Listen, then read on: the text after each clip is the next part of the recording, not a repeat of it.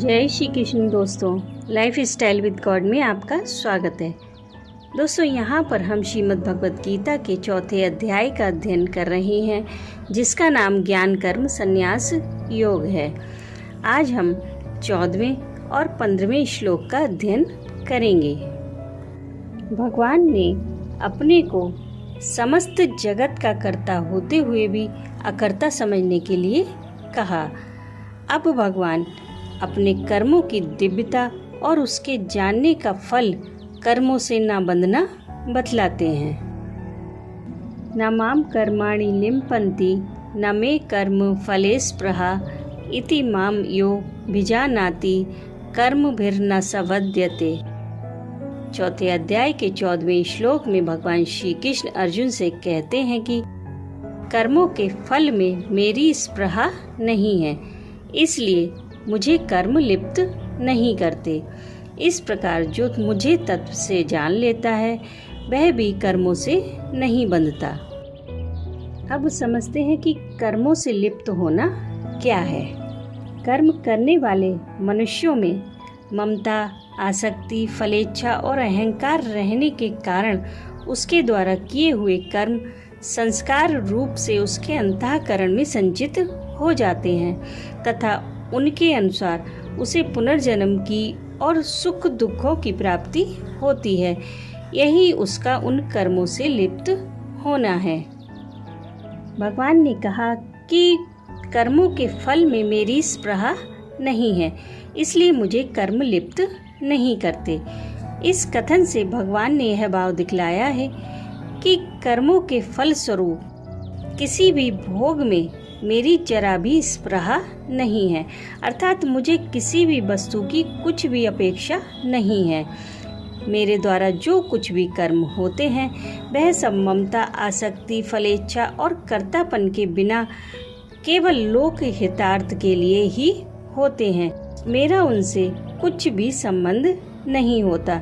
इस कारण मेरे समस्त कर्म दिव्य हैं और इसलिए वे मुझे लिप्त नहीं करते, अर्थात बंधन में नहीं डालते। अब समझते हैं कि उपयुक्त प्रकार से भगवान को तत्व से जानना क्या है और इस प्रकार से जानने वाला मनुष्य कर्मों से क्यों नहीं बंधता।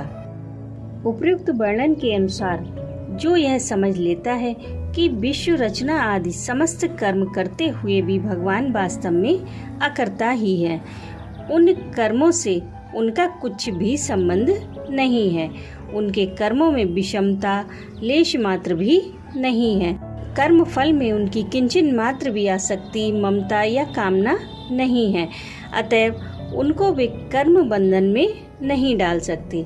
यही भगवान को उपयुक्त प्रकार से तत्वतः जानना है और इस प्रकार भगवान के कर्मों का रहस्य यथार्थ रूप से समझ लेने वाले महात्मा के कर्म भी भगवान की ही भांति ममता, आसक्ति, फलेच्छा और अहंकार के बिना केवल लोक संग्रह के लिए ही होते हैं, इसलिए वह भी कर्मों से नहीं बंधता।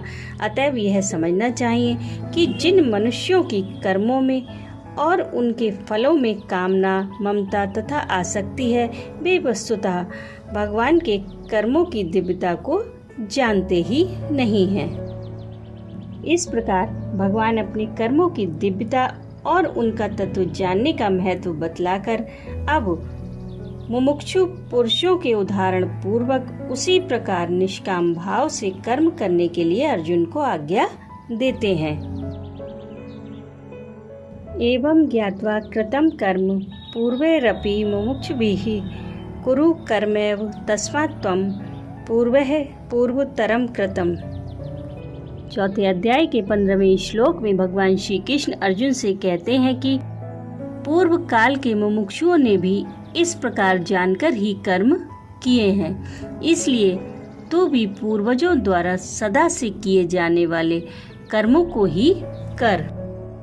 अब समझते हैं कि यहाँ पर मुमुक्षु किसको कहा गया है तथा पूर्व काल के मुमुक्षुओं का उदाहरण देकर इस श्लोक में क्या बात समझाई गई है। जो मनुष्य जन्म मरण रूप संसार बंधन से मुक्त होकर परमानंद स्वरूप परमात्मा को प्राप्त करना चाहता है, जो सांसारिक भोगों को दुख में और क्षणभंगुर समझकर उनसे विरक्त हो गया है और जिसे इस लोक या परलोक के भोगों की इच्छा नहीं है, उसे मुमुक्षु कहते हैं। अर्जुन भी मुमुक्षु थे। वे कर्म बंधन के भय से स्वधर्म रूप कर्तव्य कर्म का त्याग करना चाहते थे। अतः भगवान ने इस श्लोक में पूर्व काल के मुमुक्षुओं का उदाहरण देकर यह बात समझाई है कि कर्मों को छोड़ देने मात्र से मनुष्य उनके बंधन से मुक्त नहीं हो सकता। इसी कारण पूर्व काल के मुमुक्षुओं ने भी मेरे कर्मों की दिव्यता का तत्व समझकर मेरी ही भांति कर्मों में ममता, आसक्ति, फलेच्छा और अहंकार का त्याग करके निष्काम भाव से अपने अपने वर्णाश्रम के अनुसार उनका आचरण किया है। अतः तुम भी यदि कर्म बंधन से मुक्त होना चाहते हो तो तुम्हें भी पूर्वज मुमुक्षुओं की भांति निष्काम भाव से स्वधर्म रूप कर्तव्य कर्म का पालन करना ही उचित है, उसका त्याग करना उचित नहीं है। राधे राधे।